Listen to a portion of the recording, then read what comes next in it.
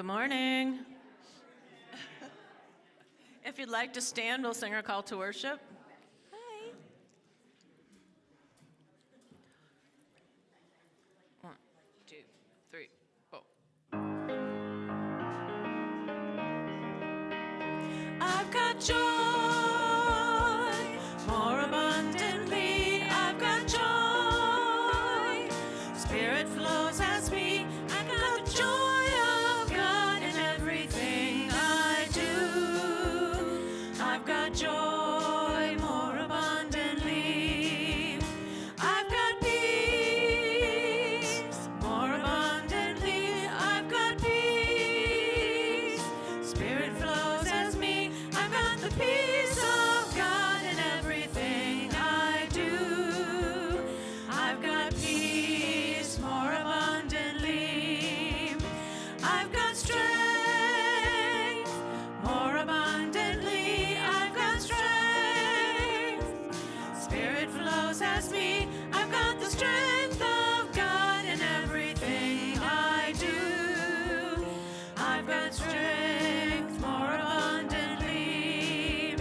I've got love more abundantly. I've got love. Spirit flows as me. I've got the love of God in everything I do. I've got love more abundantly. I've got joy more abundantly. I've got joy. Spirit flows as me. I've got the joy of God in everything I do. I've got joy more abundantly. I've got joy more abundantly. I've got joy more abundantly.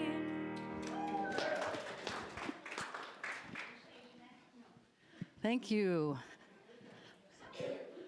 Is this on? Can you hear me? Okay. Hi, I'm Ann Reed. I'm your worship assistant today, and I'm thrilled to be here. I need to be here. Do you need to be here? Yeah. I have one confession to make.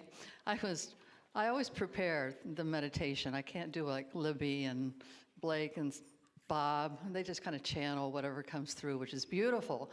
And I hope to get to that place one day. But I have to plan mine. So yesterday I was sitting there thinking about, usually a subject, a topic will come to me, and it was like nothing was coming through. And I thought, oh my God, what's happened? Well, where am I?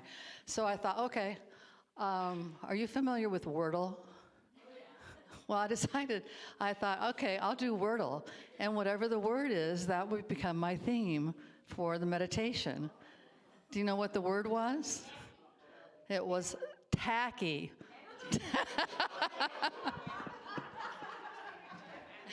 I couldn't make anything out of that. So I said, I don't know. Something did come, and we'll share that later, but I had to share that story because that's kind of where I am right now. It's, whoa, things are whirling. We do have some announcements to make. Yesterday was actually the second session of the Joe Dispenza workshop, and we want to thank everyone who participated. I think the talk reminded us of who we are and laid the foundation for making changes to express more of our divine selves, which we need right now. So we're hoping that people can join us this coming Saturday at 10:30 a.m. here at the church for the third session and more information on how to create lives of love and joy. So our second announcement is about our fall fundraiser, and we have a very brief announcement from Michael Rofold.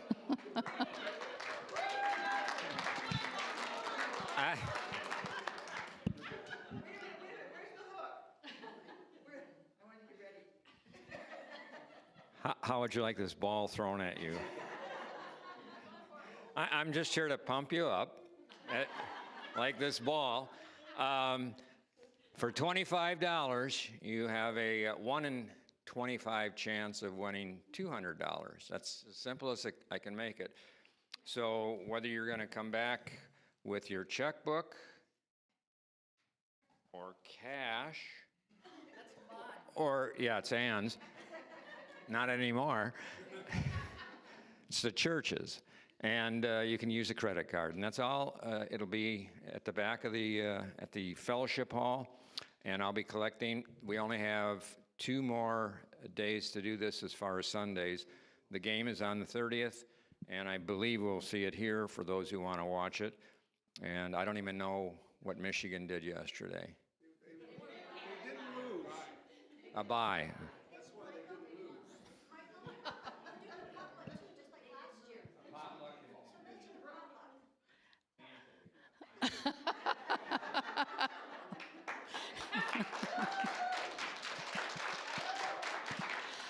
Okay, this is the second annual event, and if it's anything like last year, how many of you were there last year?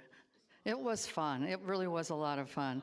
Hardly anybody sat on Ohio State side, a lot of people on the Michigan side. I think people were afraid to go over there. Anyway, it is a potluck, so there is a sign-up sheet in the hallway. If you are going to come, to please sign up and indicate what you might be able to bring for the potluck. And I think it's starting at 11? We don't know. We'll find out. Somewhere around 11 o'clock. So I think the game starts at noon. Ah, so at noon. At noon. Okay, good. Good. All right. But it is fun. How much money have we raised so far? $600 Great, yeah. Perfect. And I believe today the board will decide where that money's going, so we'll let everybody know. Speaking of the board, nominations for the next Board of Trustees is now open. So to be eligible on the board, nominees must have been members for at least 1 year. And if anyone's interested in joining the board, an information packet is available on the table in the lobby. If you have any questions, please see Sharon Chappelle. Is Sharon here today? I haven't seen Sharon. Vicki Green, Vicki's here in the back, and Molly DeBell, who are the members of the nominating committee. The deadline for applications is December 8th, so it's coming up fairly soon, and there are 2 positions available. And with that, we're ready for our next song. If you'd like to stand. Please tell me you know this. Thank you. Meg doesn't know it. I don't know that. I'm sorry. Sorry.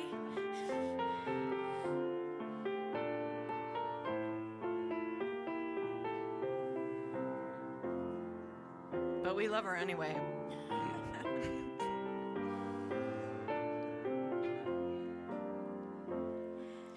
Tis the gift to be simple, tis the gift to be free, tis the gift to come down where you want to be. And when we find ourselves in the place just right, 'twill be in the valley of love and delight. When true simplicity is gained, to bow and to bend we shan't be ashamed.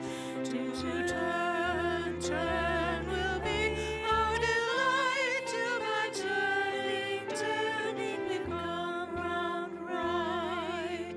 'Tis the gift to be simple, 'tis the gift to be free, 'tis the gift to come down where you want to be. And when we find ourselves in the place just right, 'twill be in the valley of love and delight. When true simplicity is gained, to bow and to bend we shan't be ashamed. To turn will be our delight, till by turning we come around right. Hopefully. Thank you. And I also want to say a special welcome back to Carol and Roland. We're so glad you made it out of the UP and back to us.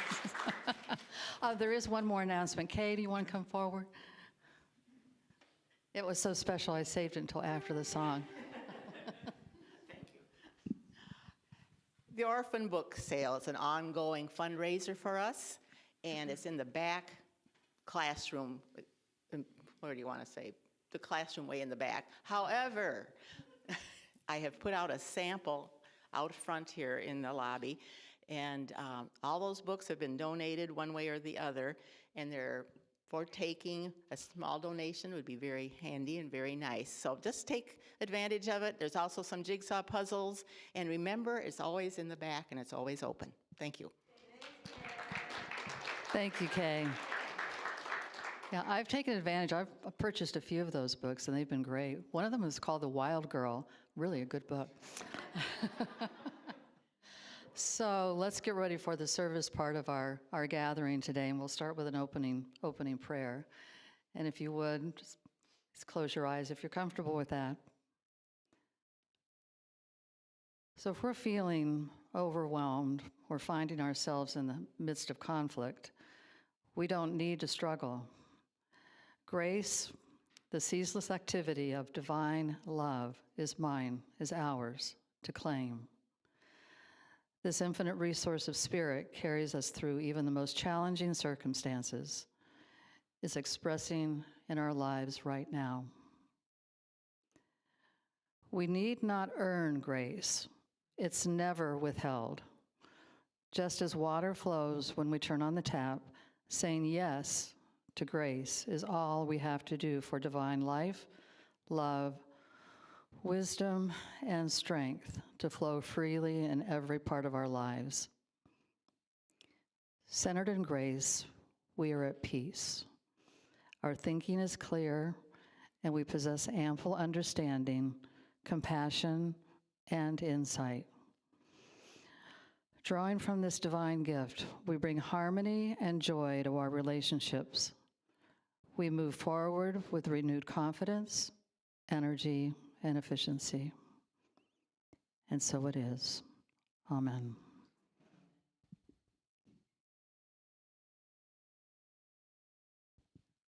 So let's share together the affirmation of unity, the statement of unity, which should be on the slide. So together, I am visionary of peace among all people.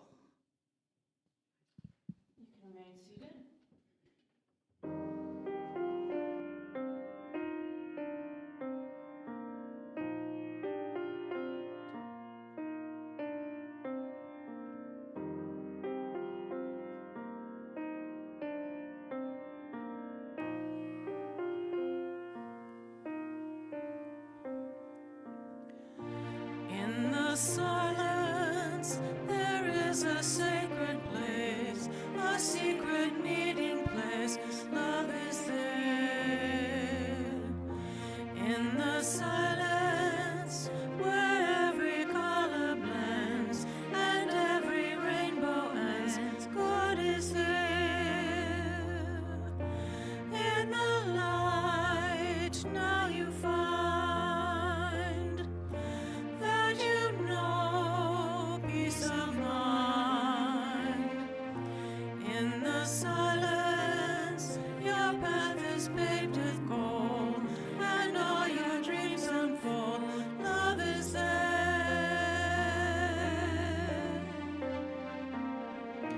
Peace is there. Truth is there. God is there.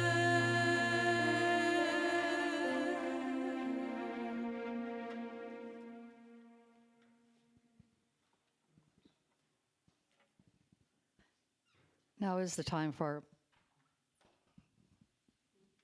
Did I turn myself off? No, I'm on. Okay, thank you. It's the time for our meditation, and it's not tacky, I promise. So if you would, please get comfortable in your chair. Take some deep breaths. And if you haven't already, put your feet on the ground. You might want to take your shoes off. Because what I want you to feel is the energy coming from the earth, coming from the center of the earth, all the way up into our feet, into our ankles, into our legs, into our bellies, our heart, our arms, our hands, our throat, our head. And finally, that energy just bursts through and is shared with all the other energies in the room. Heart energy means spiritual energy. If you do something from your heart, another heart can perceive it, not necessarily the brain. The intellect produces doubt. It evaluates, classifies by memory, by experience. It creates doubt. So we have trust and we have doubt. Two ways to create two worlds.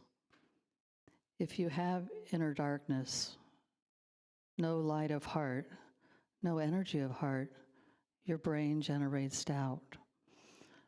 But when you have heart energy, trust and joy, lightness and clarity, you can see and better understand the world around you. With trust in your heart, you can change the world. Now, if you would, put your hand on your heart. And remember, in you there is power. There may be ideas no one's ever thought of. There is the strength to love purely, intensely, and to be loved back. There's the power to make people happy and to make people laugh. The power to change lives and futures.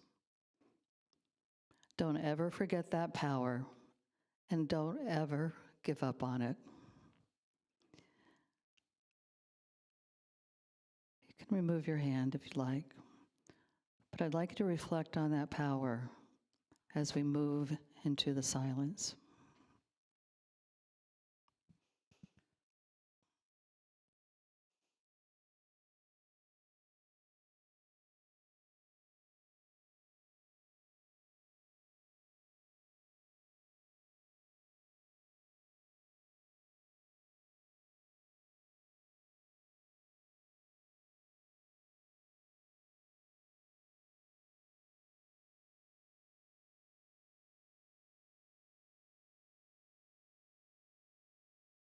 As we come out of the silence, visualize releasing doubt, fear, or control.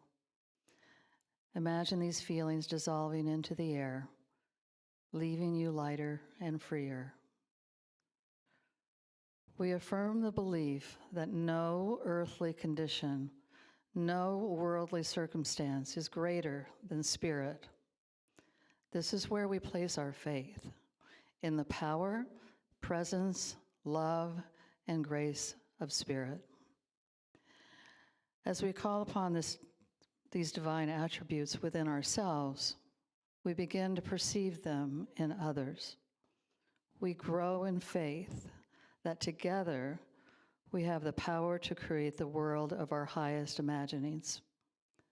We trust, we love, and we have faith, knowing we're all connected in spirit.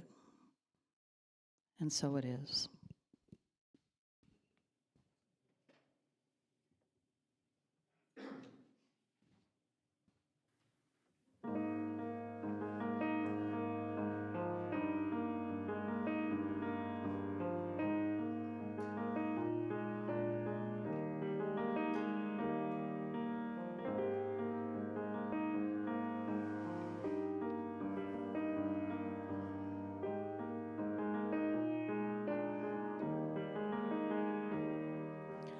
I can hear such sadness in the voices of my friends, talking about this world and its pain.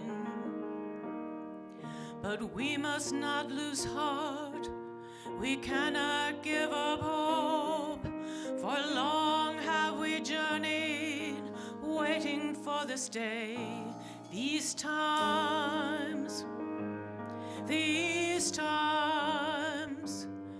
These times are so uncertain, so unkind. But this path makes us stronger, the higher we climb. We were made for these times.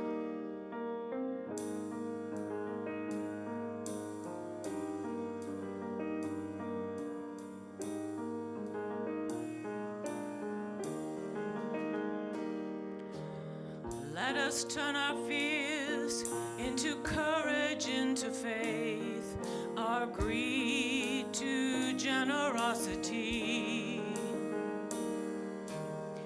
We can give our anger to love's compassion and move this injustice toward peace and unity. These times, these times, these times are so uncertain, so unkind.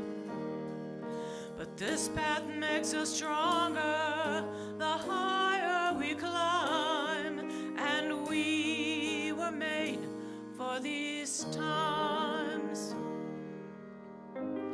Didn't we say we are believers?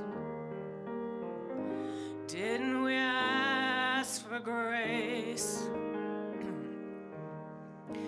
We must remember right now we are needed to stand and shed our light in this hour, in this place. These times, these times, these times are so uncertain, so unkind. But this path makes us stronger, the higher we climb. We were made for these times, these times. These times are so uncertain, so unkind. We shall use our voices, we will not walk blind. We were made for these times. Ooh, our hearts were made for these times.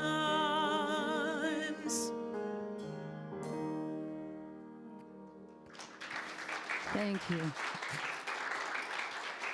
Thank you, thank you. That's beautiful. It's always amazing to me how things just come together. We don't do a dress rehearsal. It's kind of whatever happens, happens. Oh my. As part of my introduction, I should have mentioned that we have a very, very special guest speaker today. And it's his turn right now. Mr. Bob White, would you please come forward?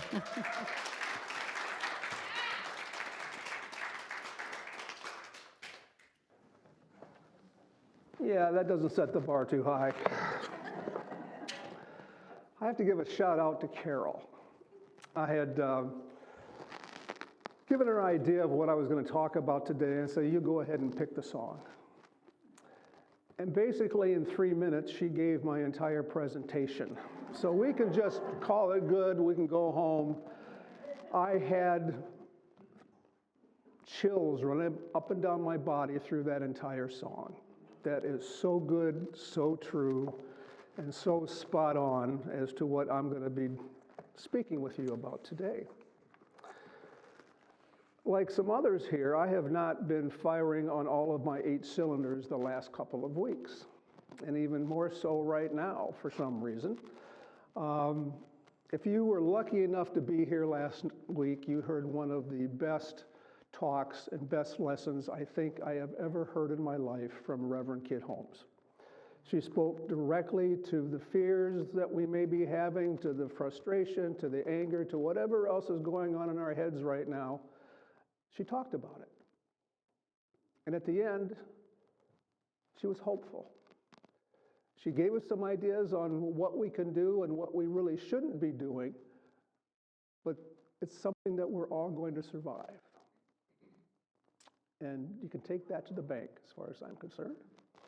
The downside of that talk was that I usually start to think about what I want to say a week, 10 days before my day comes.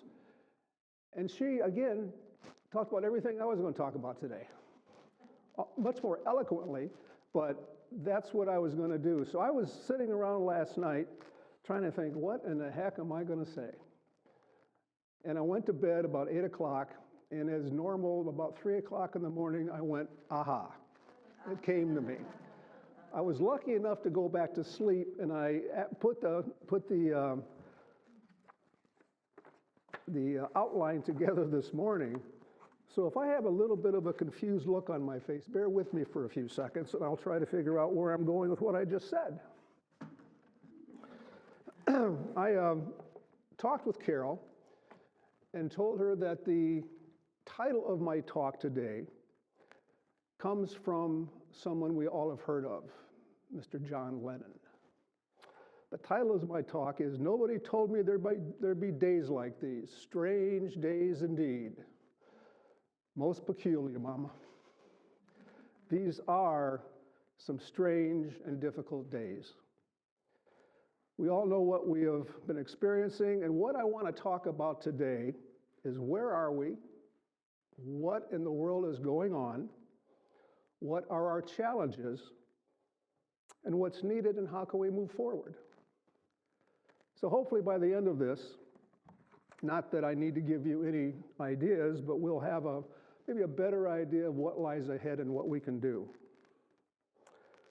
So what are we facing now? What's going on? We are in a time, and we have been in a time for quite a while now, of some massive change and transformation in our society, in our culture, in the world, within ourselves, within everything. Everything is on the move. And there's a big difference, I think, between change and transformation or evolution. Change is when you decide to paint the walls or move the furniture around. Evolution and transformation is when you decide to knock out that wall, put on an addition, redo the kitchen, and get out of the house while that's done for 2 or 3 months. It's big time stuff. And that's what we have on our plates right now. Everything is in a state of flux. Our culture, our society, our politics, and the world. Our consciousness, both spiritual and personal. We are in a time of chaos and polarity. And I've never found chaos to be a whole lot of fun. I've been polarized at times, but I don't like chaos so much. This is not new. This has happened many times through our history and through the history of the world. Think back to the Enlightenment, back in Europe in the 1700s, 1800s, which was a movement against all of the things that were previously there and gave people choices and opportunities and more freedoms. Think of our country. We did obviously at one point have a civil war. There's always been, not always, but there's been a move for civil rights and women's rights, unfortunately, which are both continuing on today. They have not yet been rectified or satisfied. But that is another transformation. And all we have to do is think of the 60s. At the beginning of the 60s, I was probably in junior high school, and I remember the Cuban Missile Crisis and how scared everybody was that this was the end of civilization as we knew it. I was in, maybe it was late elementary school, I don't remember for sure, but I remember that in addition to fire drills and tornado drills, we had missile drills that we were involved with. What do we do if they drop the bomb on Flint, Michigan, which wasn't that far out of possibility because that was a real big manufacturing town. Probably would have been on the radar. Think about Vietnam, all the protests, which ended up in people getting killed at Kent State. And there has been a move by governments around the world away from what we consider to be democratic to an authoritarian point of view and point of operation. So this is some serious stuff. This is stuff that we're going to have to learn what to do with. James Lockhart, excuse me, is a minister from CSL. He is an author, and he is one of the more popular writers of New Thought literature today. And I have a reading I want to share with you from him. We are facing challenging times, and while all the times have their challenges, these times represent an accumulation of conditions relating to our collective actions. Various aspects of our collective human shadow are being projected, and we must deal with these with great love, wisdom, and empowerments. The fear generated by these conditions is creating additional chaos, conflict, and violence across the globe and in our own psyches. We are too often entrapped by our own fears of growing chaos. I think that's pretty well said.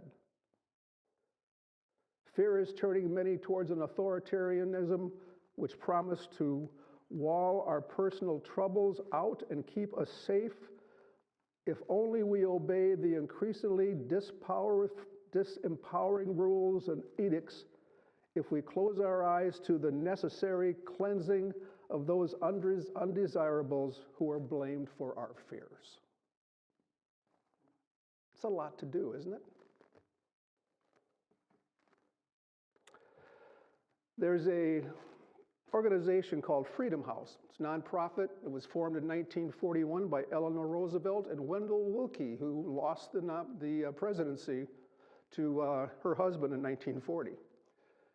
And what they have shown is the increase in that authoritarian transformation, if you will, in countries like Italy, Sweden, Hungary, Poland, Brazil.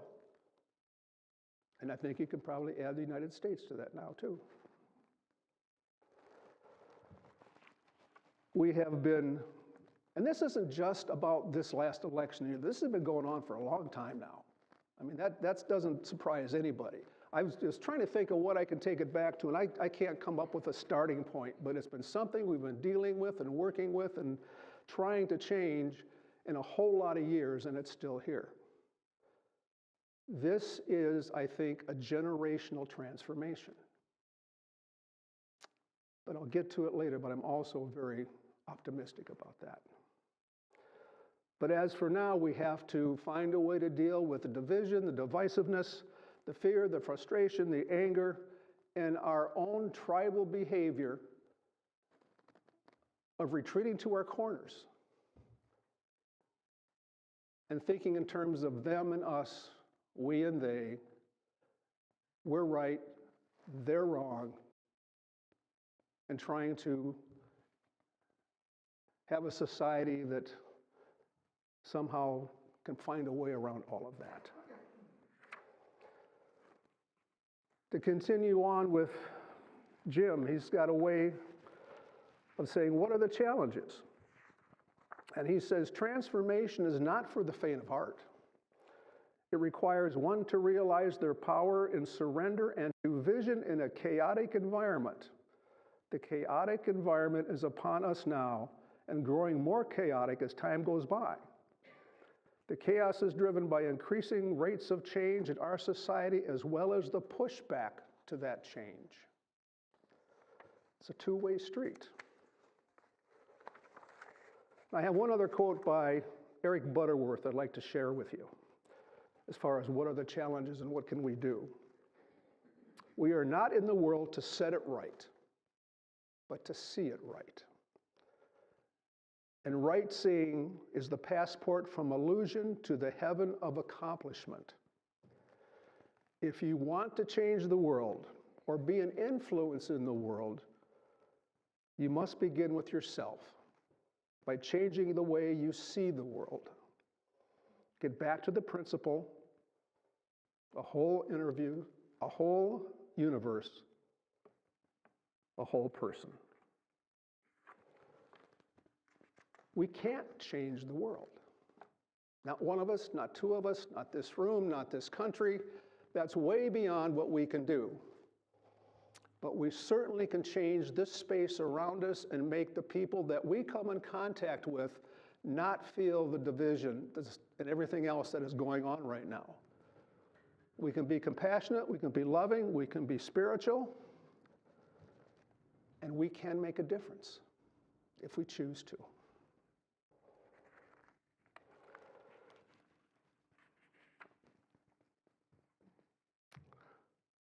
One of the things that my mother told me, and one of the few things I remember, is that, son, it's not what you say, it's the way you say it. Anybody else hear that? I think it's taught in the Mother's Academy of things they have to repeat to their children throughout their lives. And it was brought up too in a class or a series of classes that Yvette Babin Ringsmith gave about a year or so ago. Basically, how do we talk to people we disagree with? How do we talk to people that we can't see eye to eye on about anything? And if I say the sun rises in the west, they'd say it rises in the east. If I said it gets dark at 10 o'clock in the evening, no, it gets dark at 10 o'clock in the morning. There's that type of division. But there is a difference if you're trying to understand somebody of asking, how can you think that way? Rather than, can you share with me, how did you come to that conclusion? If you heard the first one, what would be your reaction? Mine would be defensive, maybe angry. Who the hell are you to ask me that? So how we say what we want to say when we're talking to people makes a huge difference in how we're going to, and the reaction we're going to get, and what type of outlook we might receive. Many of you know I've been taking a class, and thank goodness, I've loved the class, but next Tuesday is the last day. It's been 15 months. It is the most work I have had to do coursework I've had to do since I've been in college, and that's been a day or two. And in ways, it's been a challenge. But it has also been enlightening in many, many different ways. We've had a great collection of books. And one of those we had was called The 15 Commitments of Conscious Leadership, A New Paradigm for Substantial Success. And I think that's mistitled because it also could be The 15 Commitments of Conscious Living. It's not just about business, it's just not about organizations. And this has 15 different commitments and how effective leaders and how we effectively live our lives, what we can do. And they have what's called above the line and below the line commitments. And we had the last two we had were extremely appropriate. One of them was creating win for all solutions. Above the line is I commit to creating win for all solutions, win for me, win for the other person, win for the organization, and win for the whole, for whatever issues, problems, concerns, or opportunities life gives me. For doing what we are meant to do, we're above the line. The below the line commitment is I commit to seeing life as a zero-sum game, creating win-lose solutions for whatever issues, problems, concerns, or opportunities life gives me. I'm not awfully proud to admit I've been below the line on that quite a bit lately. It's been difficult to see what a win-win solution looks like right now. But it is there if we decide to work on it, if we do that with love and commitment and God. The other one was about a week ago. And this one is being the resolution. I commit to being the resolution or solution that is needed, seeing what is missing in the world, and an invitation to become that which is required. It's not a bad place to be. The below the line, I commit to responding to the needs of the world with apathy or resentment and doing nothing or assigning blame to others. None of us do that, do we? I don't think so. Not the people I know. Nudge, nudge, wink, wink. So those are some things that we can look at, that we consider doing. What's needed, and how do we move forward? We have to live and remember our truths. What do we say we are? What do we say we do? How do we live our lives? And how do we want the world to look? And we need look no farther than our 5 basic principles. I watched a video with, I'm going to forget her name, something Davenport. She's a huge Unity person. Yeah, thank you, Ellen Davenport. And it was on the 5 commitments. And she says, you know, at the very end, it says, I've always been thought of the finger abbreviation, because I have a hard time remembering anything anymore. 5 commitments are, God is, we are, I think, I pray, and I live. God is all good. I am a child of God. I am inherently good as well. I co-create my reality with God by thinking about that and not giving my energy to all of the negativity that's available. And that's another disappointment I have in myself. Leading up to the election, I was one of the most negative people you could find. I didn't tell anybody that, but inside I was just turning, and I was a mess. I was a mess. But I realized that I was contributing to that problem by the energy I was putting out to the universe. And if we do that, what are we going to expect? Going to receive the same thing. Our core values. We're spirit-led. We have integrity. We serve. We love. And I knew I'd forget one. Compassion, thank you. That's somehow appropriate, I guess. Compassion. Those, I've got it here right in front of me, for goodness sakes. Those are the things we have said that are our core values here at Unity of Traverse City. Are we going to live those? Or are we going to give lip service to those? We decide that.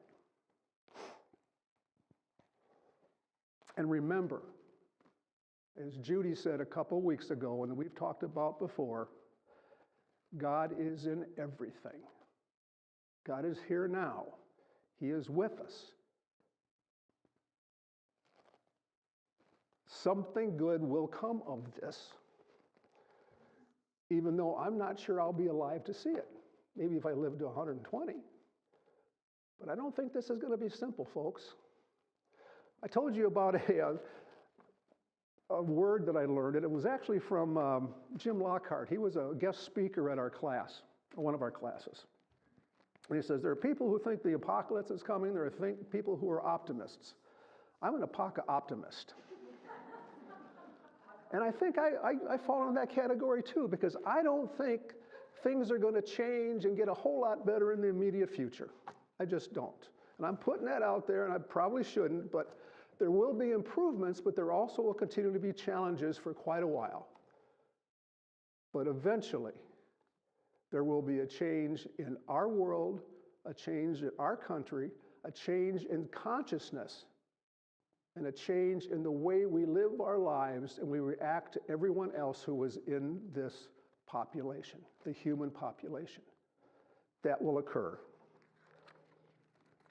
We are meant here, we are meant to be in this moment. There's a reason we're here. I don't remember being invited to the meeting where I decided I wanted to be here right now. That decision was made for me.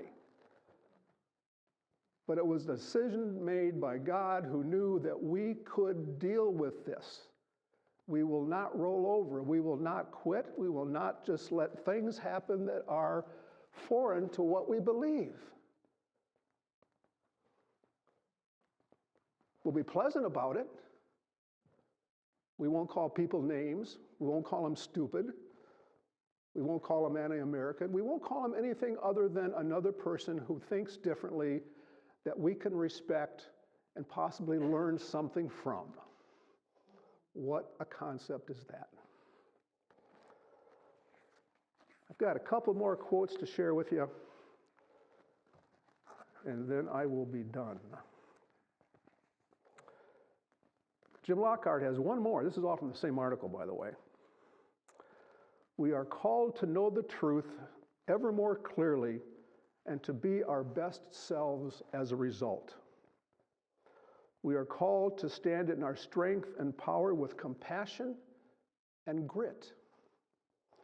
We are called to deny falsehoods lovingly, and clearly we have educated ourselves about the issue. We are called to treat, pray, and move our feet. We're called to do something. That is our challenge. That is our opportunity. That is our future. I've got a quote from Crazy Horse, of all people. I salute the light within your eyes where the whole universe dwells. For when you are at that center within you, and I'm at the place within me, we shall be one. I meant to touch on what separation has done to us, but I blew by that without even knowing it. So I will just mention that briefly now. We aren't separate. We're one. And if we start living like that, what difference would that make? Can you even imagine what that would be like? And I have a couple of quotes. I have a couple of quotes. I got a couple of quotes at home, but that's another story. From A Course in Miracles. And these are from two different parts of the Course, but they sound as if they were from one. The first is, if you are trusting in your own strength, you have every reason to be apprehensive, anxious, and fearful. If we trust in ourselves and not God. However, if you knew who walks beside you on the way that you have chosen, fear would be impossible.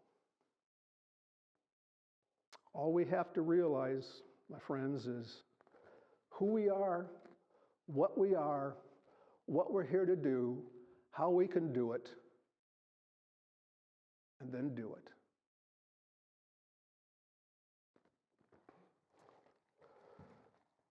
My last quote is actually from Romans chapter 8. If God is with us, who can be against us? I hope we can hang on to that thought, if nothing else, as we proceed in the coming days, weeks, and years ahead. Thank you so much, and God bless you all.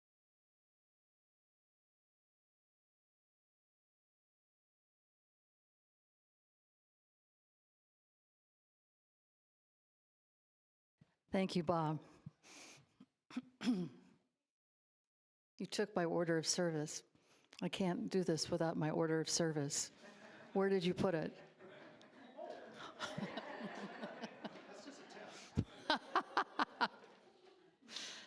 I could make something up, but I won't do that. Oh. Now, this is the time of our offering, a time to share our financial gifts with the ministry. And as children of a loving God, we live in the light of abundance. deeply grateful for all that has been given and all that is to come. We embrace the good that God provides with joy and thanksgiving. And together, if we could say the prosperity blessing together, I live a life of abundant prosperity because I know my oneness with God. We had a song chosen for you for the offertory, but Ernie's under the weather today, and we decided that we couldn't do it without him. So we pulled this out of the book.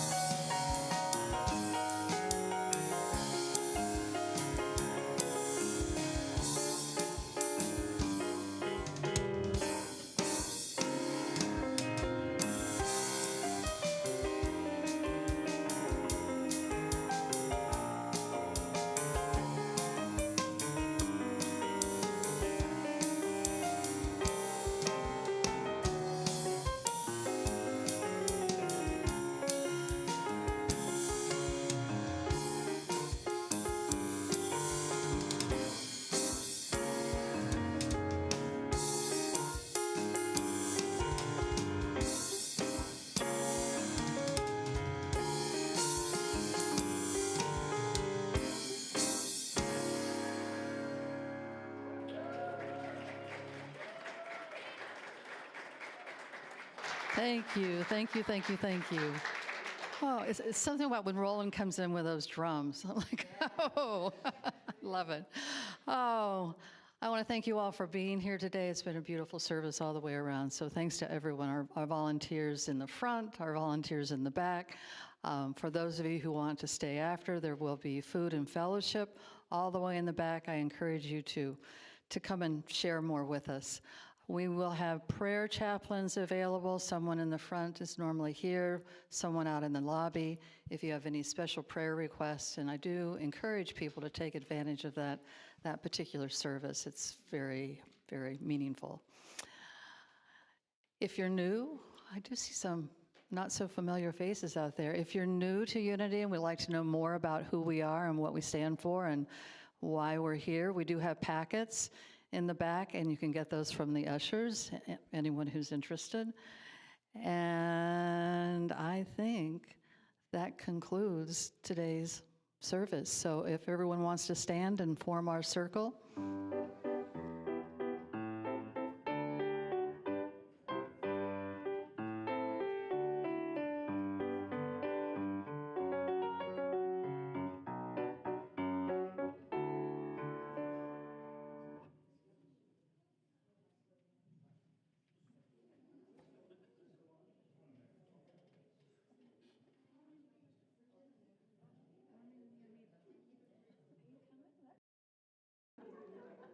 Okay, let's take just a moment and connect with one another again and with Spirit that is among us and here with us and always at our side and in our hearts.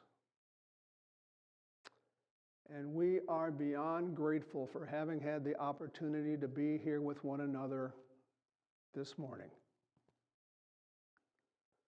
We are all here by divine appointment. We are all here to do what we have come here to do in this world. And with the acknowledgement and strength from God, so it will be. If there's anyone in your life or anyone that you know that is in need of prayer today, go ahead and speak their names into the circle, if you will, please. Ernie.